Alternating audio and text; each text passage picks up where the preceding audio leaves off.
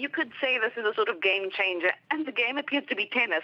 Look, the ball's going back and forth and quite quickly. Tonight, a major sweep for Rick Santorum. Who would have thought? Winning 3 states in one night.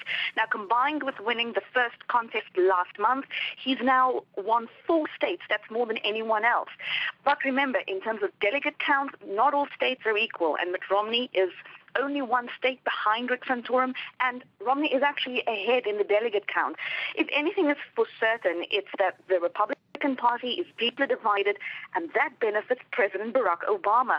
Look, analysts here are saying that right now Mitt Romney needs Rick Santorum and Newt Gingrich to remain in this race, and that will so that they divide the ultra-conservative vote, and so that Romney himself can come out on top by consolidating the Republican moderates around him. So sum it up a little bit more broadly for us. I mean, where does it leave the entire battle for the Republican nomination, do you think? All bets are off at the moment, as Americans here would say.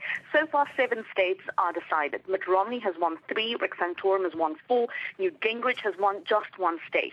And there may be a pattern developing here. Look, Rick Santorum's victories are clustered in the industrial middle of America. Mitt Romney is winning along the eastern and western coastal states.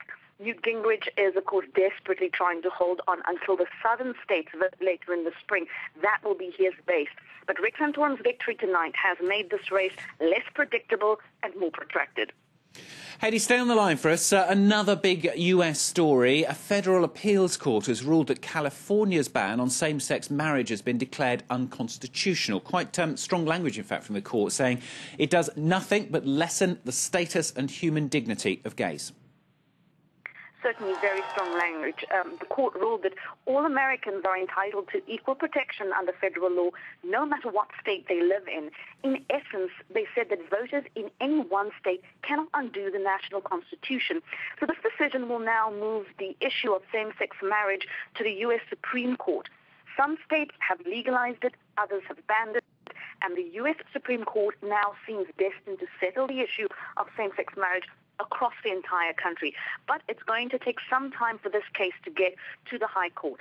For now, though, gay marriage remains illegal in California.